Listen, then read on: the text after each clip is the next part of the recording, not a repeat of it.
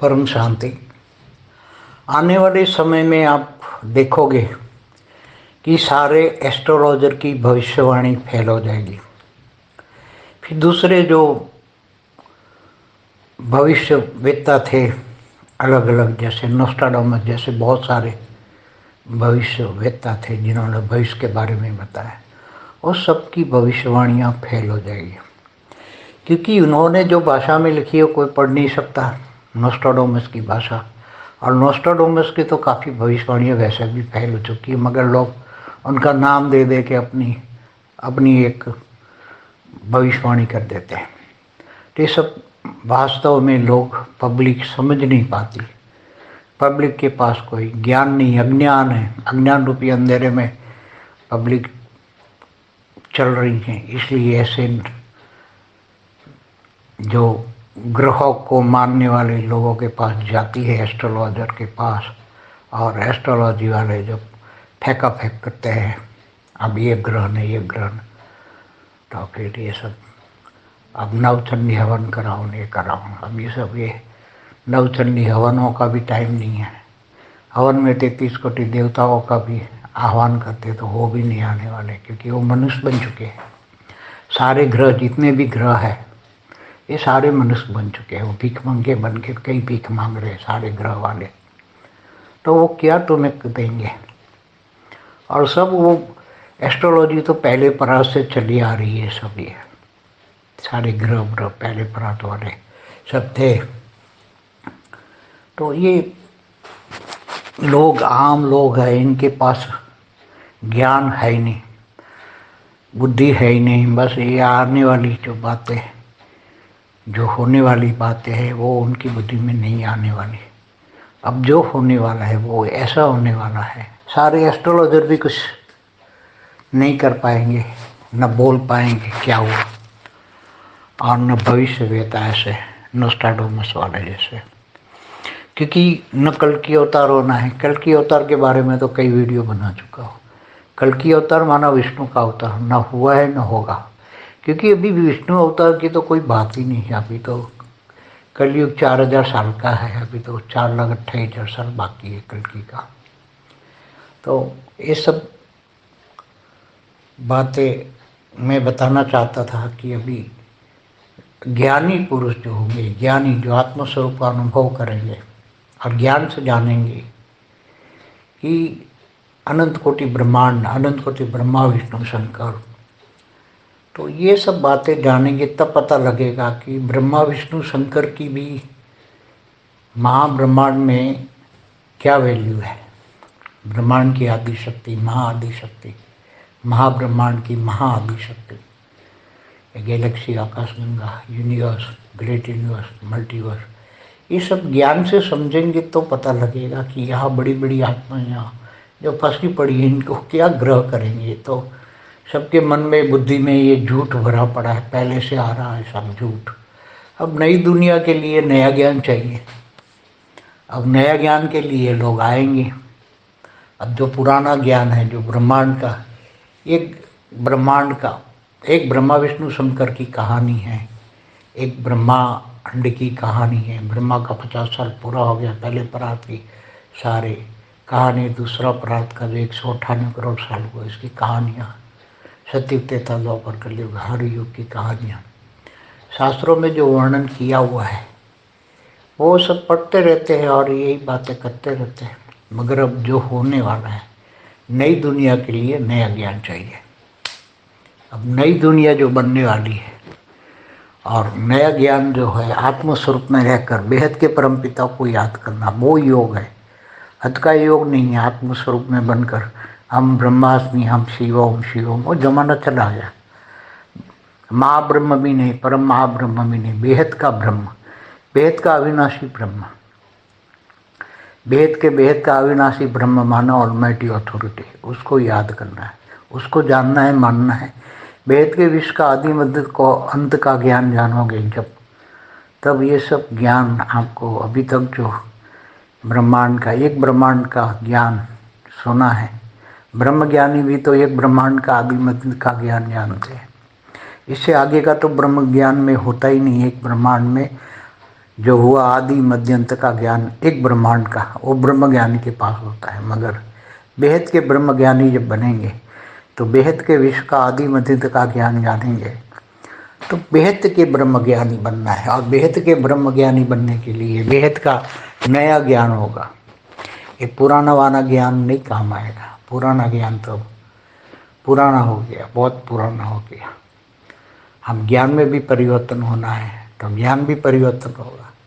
नई दुनिया के लिए नया ज्ञान चाहिए, क्योंकि अब जो आउट ऑफ डेट सब होता जा रहा है, सब कुछ, चाहे लौकिक पढ़ाई हो, अलौकिक पढ़ाई हो, चाहे पारलौकिक पढ़ाई हो, चाहे वेद की पढ़ाई हो, वो सब पढ़ोगे तो ही समझ में आ जाएगा कि ज्ञान का भी परम ज्ञान, वेद का परम सत्य ज्ञान, आदि अनादि परम सत्य अविनाशी सत्य सनातन ज्ञान, हमेशा जो रहता है उसको सनातन कहते हैं। जो हमेशा रहने वाला ज्ञान, जो हमेशा, उनको सनातन कहते हैं। जो अविनाशी है, अविनाशी परम सत्य सनातन ज्ञान, उसका आदि माना शुरुआत।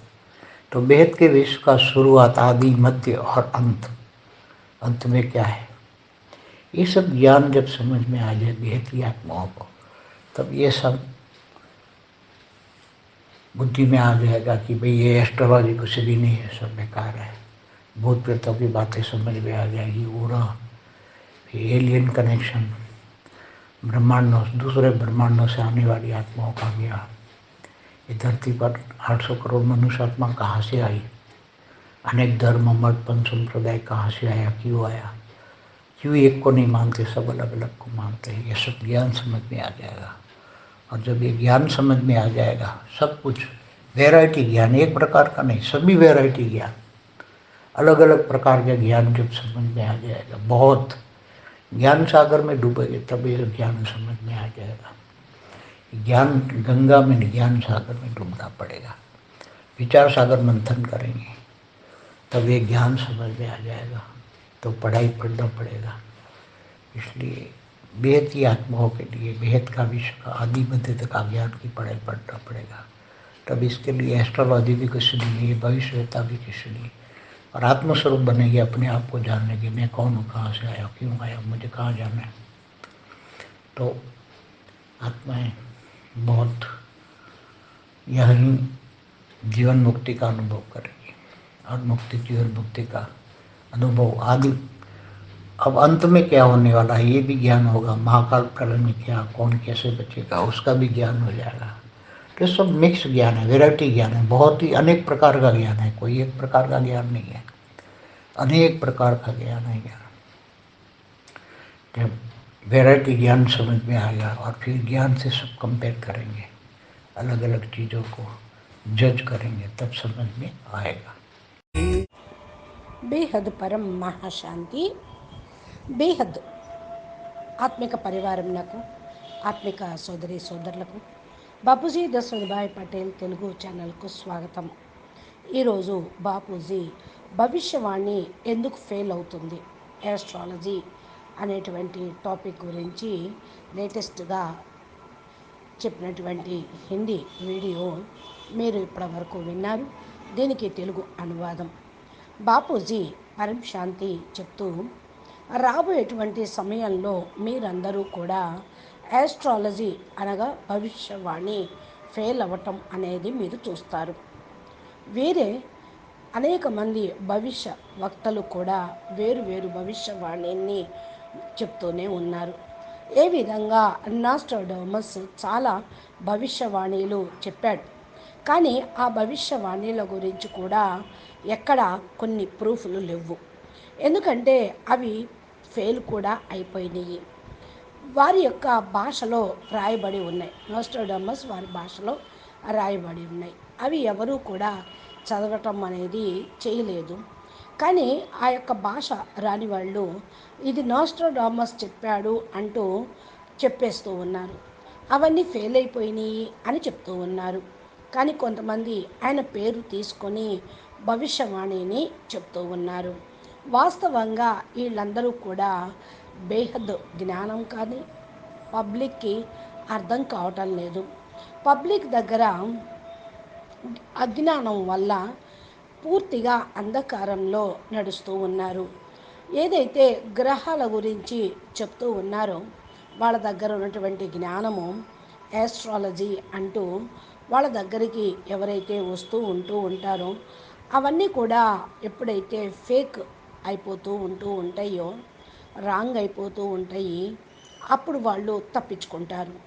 ఇప్పుడు ఈ గ్రహాలు నడిపించేటువంటి వాళ్ళందరూ శాంతి కోసమని చండీ హోమము చేయిస్తూ ఉన్నారు. అది చేయండి, ఇది చేయండి అని చెప్తూ ఉన్నారు. కానీ ఇవన్నీ కూడా ఈ యొక్క నవచండీ హోమము చేసేటువంటి సమయం కాదని పబ్లిక్ గుర్తించాలి. ఈ యొక్క హోమంలో 33 కోట్ల దేవతల్ని ఆహ్వానించటం జరుగుతుంది.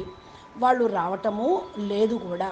33 కోట్ల దేవతలు సాధారణమైన మానవులు అయిపోయారు. జన్మ మరణ చక్రంలోకి వచ్చి హోమం చేసి వాళ్ళని ఆహ్వానిస్తే ఎందుకు వస్తారు?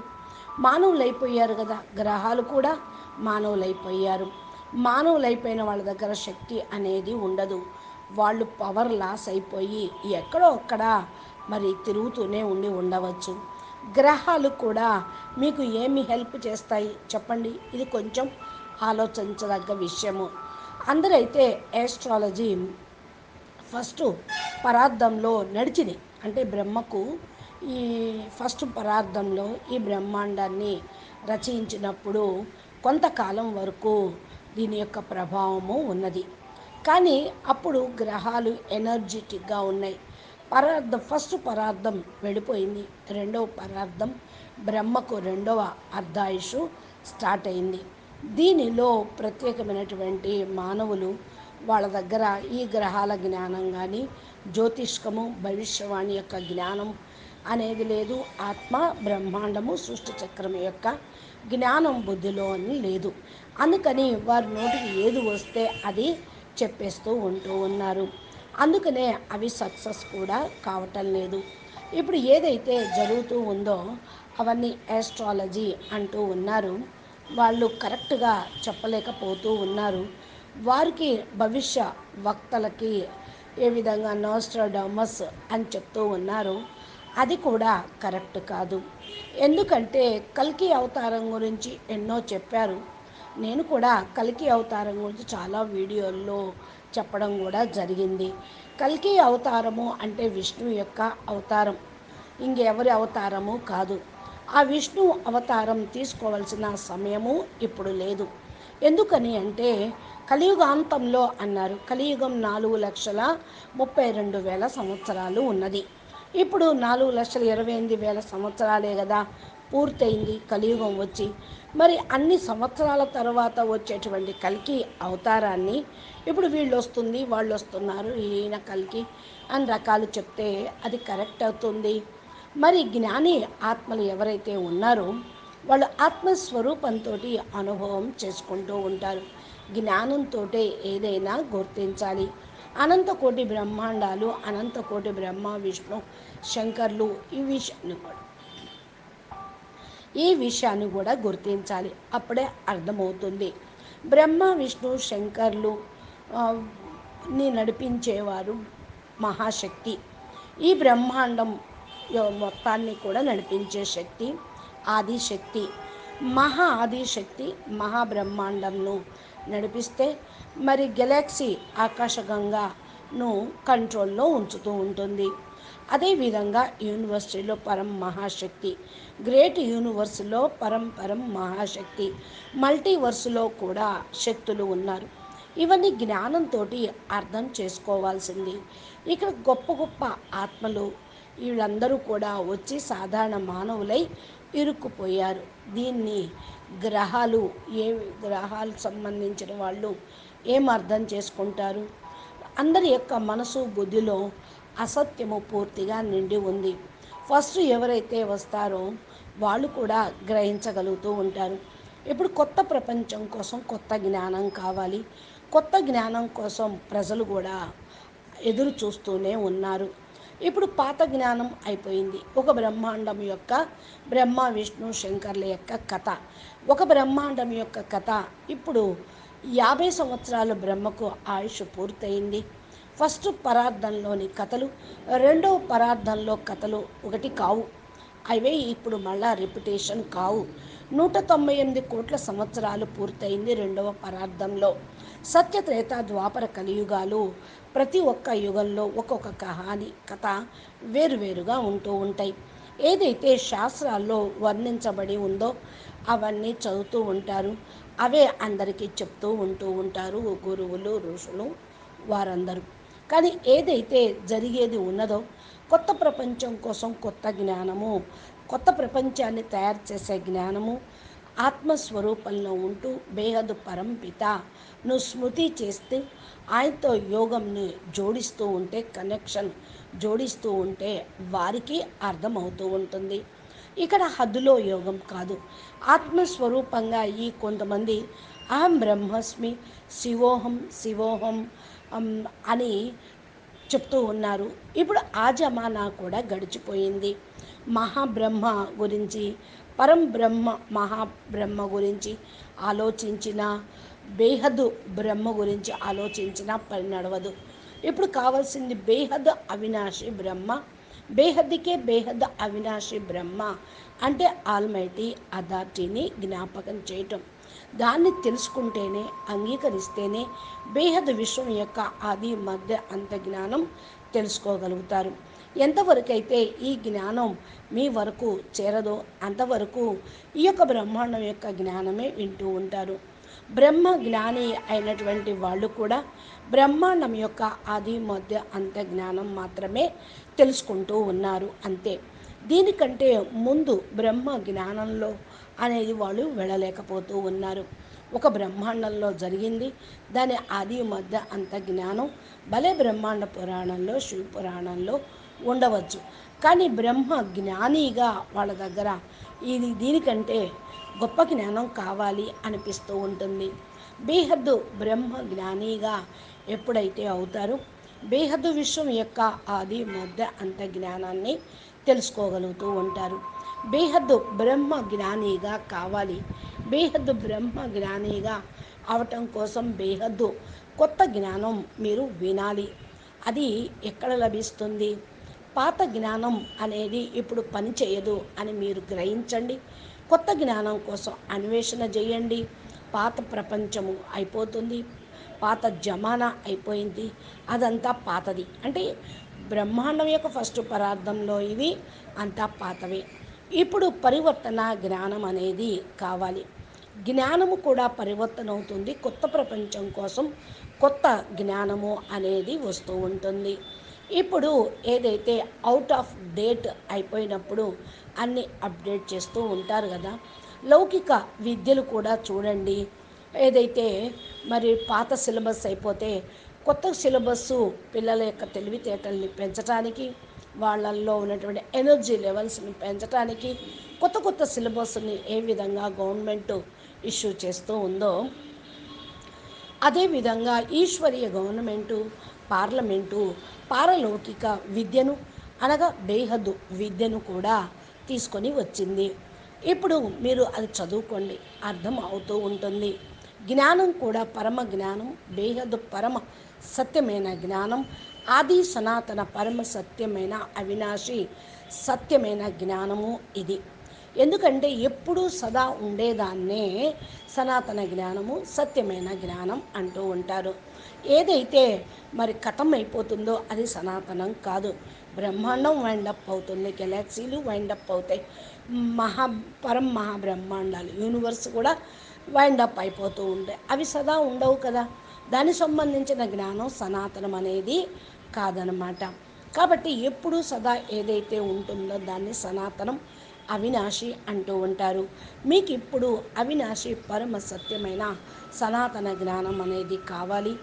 ఆది మధ్య అంతము అంటే ఆది సనాతనం అంటే ప్రారంభం నుండి ఏదైతే ఉందో ఆ జ్ఞానము.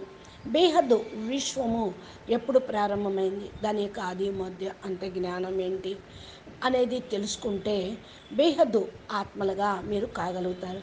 బేహద్దు ఆత్మలు ఎప్పుడు బేహద్దు జ్ఞానమే అర్థం చేసుకుంటారు. ఎప్పుడైతే బుద్ధి వికసిస్తుందో, వాళ్ళ బుద్ధిలోకి వస్తుందో అప్పుడు ఈ ఆస్ట్రాలజీ ఏమీ లేదు అని అర్థమవుతుంది. ఇవన్నీ కూడా పనికి మాలినయే, పనికి రానివే అనుకుంటారు. భూత ప్రేతాలను అంగీకరించేవాళ్ళు, ఒప్పుకునేవాళ్ళు, వాళ్ళ చుట్టూ కూడా ఆరా అలాగే ఉంటుంది. మళ్ళా ఏలియన్స్ కనెక్షను, రెండో బ్రహ్మాండం నుండి వచ్చినటువంటి ఆత్మల యొక్క జ్ఞానము ఈ భూమి మీద నడుస్తూ ఉంది. 800 కోట్ల మంది మానవులు ఈ భూమి మీదకు ఎక్కడి నుంచి వచ్చారు? అనేక ధర్మాలు, మఠాలు, సంప్రదాయాలు ఎక్కడి నుండి వచ్చినాయి? ఇవన్నీ కూడా బేహద్ జ్ఞానంలో బాపూజీ మీకు చెప్తూ ఉన్నారు. అందరూ దీన్ని ఎందుకు అంగీకరించటం లేదు అంటే వాళ్ళు బేహద్ ఆత్మలు కాదు. ఈ యొక్క జ్ఞానం అర్థమైపోతే పూర్తిగా వాళ్ళ యొక్క మరి ఆత్మ పవర్ కూడా ఓపెన్ అవుతూ ఉంటుంది. ఇది వెరైటీ జ్ఞానము, ఒక రకమైనది కాదు. ఇక్కడ వెరైటీ ఆత్మలు ఉన్నారు. వేరు వేరు రకాల జ్ఞానము ఎప్పుడైతే అర్థమవుతూ ఉంటుందో పూర్తిగా బేహద్దు జ్ఞాన సముద్రంలో మునుగుతారు.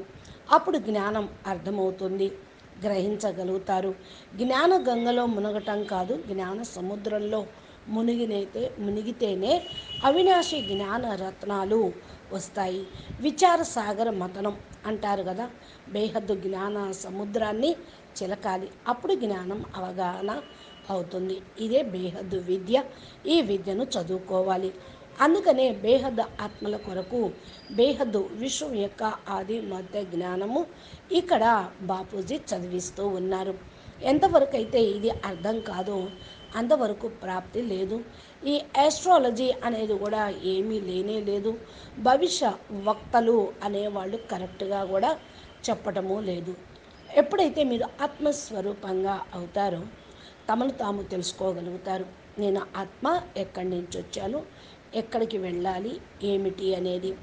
ఆత్మ అనేది ఇక్కడే జీవన్ముక్తి యొక్క అనుభవాన్ని పొందుతూ ఉంటుంది. ముక్తి జీవన్ముక్తి యొక్క అనుభవం పొందటము అంటే ఇప్పుడు అంతిమంలో ఏ విధంగా కావాలి, పురుషార్థం ఏం చేయాలి, ఏ జ్ఞానం వినాలి అనేది తెలుసుకుంటారు. మహాకాల ప్రళయంలో ఎవరెవరు రక్షించబడతారు అనేటువంటి వీడియో బాపూజీ చెప్పారు. మనం దీన్ని పార్ట్స్ వైజ్గా కూడా చెప్పుకున్నాము.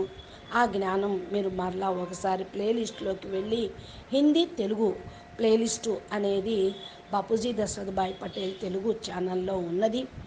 అది వింటే మీకు అర్థమవుతుంది. ఇక్కడ జ్ఞానం అంతా మిక్సప్ అయిపోయింది. ఇక్కడ వెరైటీ జ్ఞానం, వెరైటీ మనుషులు, వారు అనేక రకాల జ్ఞానాల్ని ప్రచారం చేస్తూ ఉన్నారు. ఏది అయినా కూడా అంతా హద్దులో జ్ఞానమే. ఒక్కటే ఆల్మైటీ అథారిటీ బేహద్ బాప్, బేహద్ జ్ఞానం ఇక్కడ ఇస్తూ ఉన్నారు. అనేక రకాల జ్ఞానంతో ముక్తి పొందవచ్చు, కథం అవ్వచ్చు. కానీ వెరైటీ జ్ఞానం అర్థమైతేనే కరెక్ట్ అనుకుంటే కాదు. బేహద్ జ్ఞానము మీరు వినాలి. వేరు వేరు వస్తువులను జడ్జి కూడా చేసుకుంటూ ఉండాలి. అప్పుడే అన్నీ కూడా అవగాహన అవుతాయి. అచ్చా, పరం శాంతి, నమస్తే, ధన్యవాదాలు. బేహద్కే బేహద్ పరం పరం పరం మహాశాంతి హై, మహాశాంతి హై, మహాశాంతి హై. బాపూజీ దశరథభాయ్ పటేల్ తెలుగు ఛానల్లో మీరు ఎన్ని వీడియోలు వినాలి అంటే ఛానల్ని సబ్స్క్రైబ్ చేయండి, గంట సింబల్ని ప్రెస్ చేయండి, నోటిఫికేషన్ రూపంలో మీరు వీటిని పొందండి. బాపూజీ రోజు గొప్ప గొప్ప వీడియోలను అప్లోడ్ చేస్తూ ఉంటారు. మా దివ్య సందేశాలు, లైవ్ వీడియోలు, మెడిటేషన్ వీడియోలు అన్నీ కూడా ఈ ఛానల్ ద్వారా మీరు పొందవచ్చు.